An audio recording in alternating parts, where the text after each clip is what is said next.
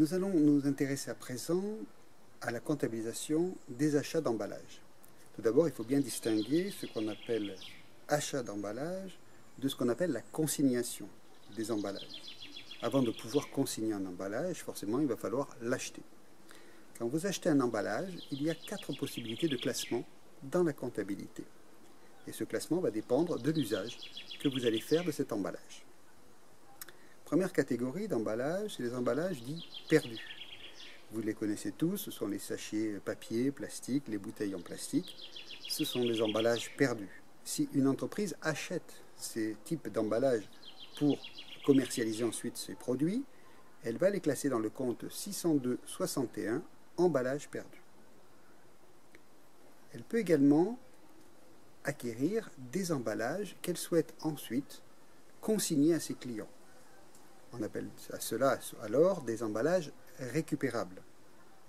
Dans les emballages récupérables qui seront ensuite consignés aux clients, il y en a de 2 sortes. Ceux qui sont identifiables par tout moyen, un numéro de série, un code barre, ou bien qui ne sont pas identifiables.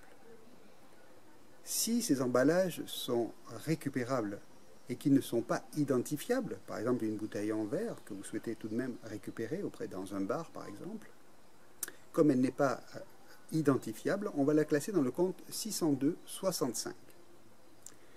Si par contre cet emballage est identifiable, comme dit précédemment par un code barre ou un numéro de série gravé dessus, on les classera dans un autre compte qui sera un compte d'immobilisation cette fois-ci, qui est le compte 218-6. Voilà donc les 3 principales catégories d'emballages. Les emballages perdus, qui partiront en même temps que le produit que l'entreprise commercialise, le 602-61. Un emballage récupérable mais non identifiable, qu'on classera dans le compte 602-65.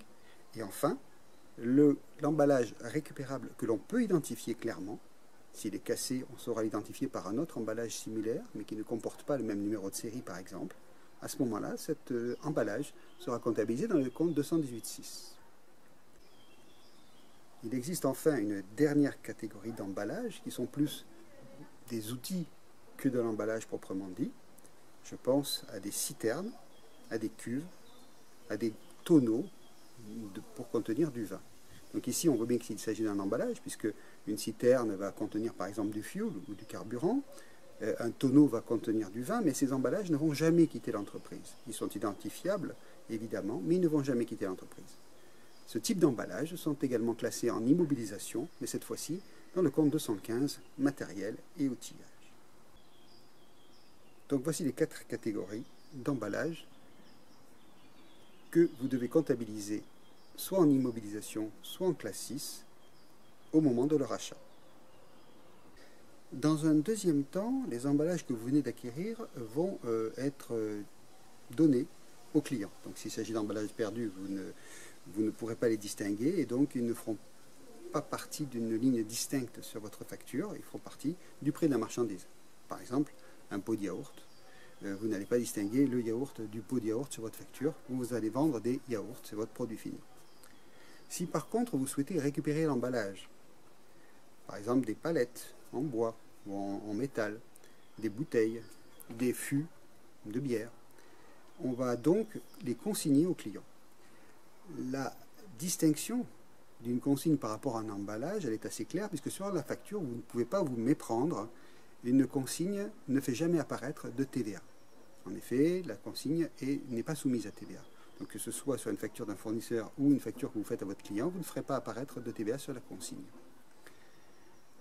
Donc cette consigne, si vous êtes vous-même un vendeur, vous allez vous adresser à un client, vous allez lui facturer le montant de la consigne en plus des marchandises, et vous allez comptabiliser ce montant de consigne dans le compte 419-6, emballage récupérable. A l'inverse, si c'est un fournisseur qui vous vend de la marchandise et qui l'accompagne d'une consigne, quand vous allez recevoir cette facture, le montant de la consigne sera inscrit dans le compte 409-6. Donc 409-6 et 419-6 sont les 2 comptes qui font jouer la consigne sur les factures. 419.6 si vous êtes vendeur, 409.6 si vous êtes un acheteur.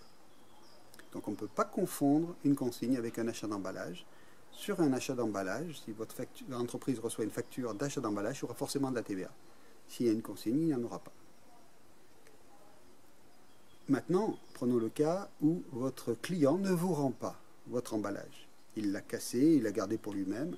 À ce moment-là, il faudra déconsigner cet emballage et le lui facturer. C'est une opération qui est neutre, c'est-à-dire que vous allez lui envoyer une facture dans laquelle vous allez lui facturer l'emballage et en négatif, vous allez lui dire que vous avez déconsigné, en tout cas que vous considérez comme déconsigné, le montant de l'emballage. Si vous avez pris soin de considérer que votre montant de consigne était TTC, cette opération sera neutre pour votre client. Vous aurez une vente d'emballage. Imaginons que votre emballage coûte 12 €, vous l'avez consigné 12 €, il ne vous le rend pas. Donc à ce moment-là, vous allez lui déconsigner pour un montant de 12 €, vous allez lui facturer pour un montant de 10 € hors taxe, plus 2 € de TVA. Pour le client, 12 moins 12 égale 0. Vous n'avez rien à lui réclamer, c'est neutre. Et pour vous, ça vous permet d'avoir un compte 419.6 juste. À l'inverse, c'est le 409.6, vous aurez acheté cette fois-ci un emballage de 10 € avec une TVA déductible de 2 € et vous aurez une déconsignation de 12 € si vous êtes vous l'acheteur.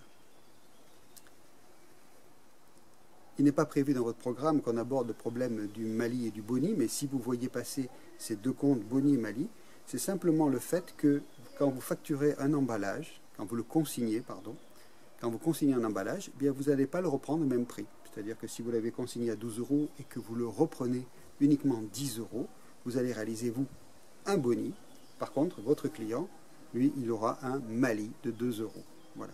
Ce Boni Mali permet à l'entreprise qui consigne des emballages à ses clients eh bien, de renouveler plus rapidement ce type d'emballage, surtout s'il s'agit d'emballages qui s'usent facilement.